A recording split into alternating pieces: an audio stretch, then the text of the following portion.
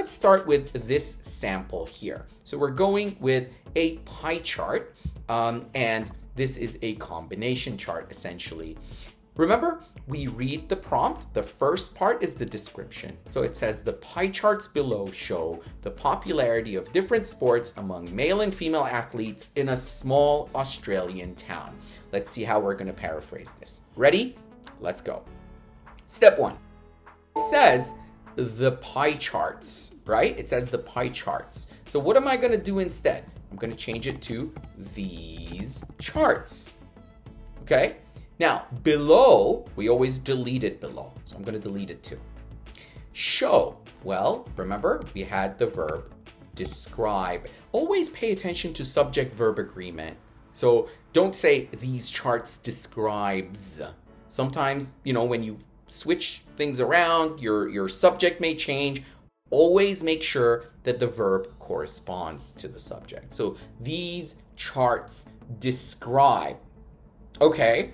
What do they describe? It says the popularity of different sports among male and female athletes.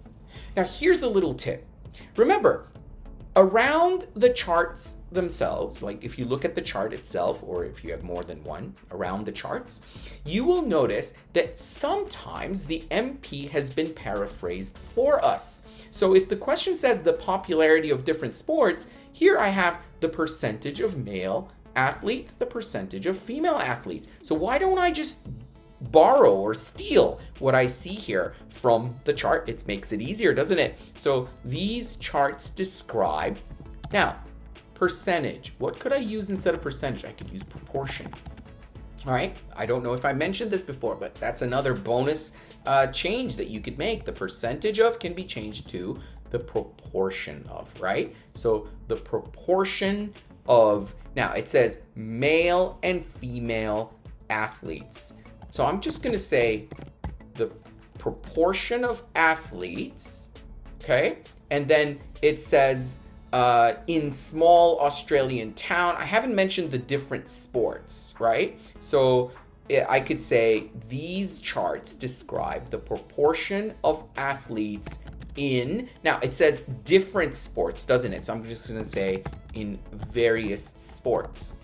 Now, sometimes students say, can I name all the sports? Like instead of saying in various sports, can I say in basketball, table tennis, chess, cycling, track and field, swimming? Can I do that? Well, if there are many categories and if it's going to result in a very lengthy sentence, then don't mention all the names. If it's only 3 or 4 and it's manageable, then why not? Okay, so in various sports, okay? And then the question says, in a small Australian town. Question, do I need to mention how it's a small Australian town?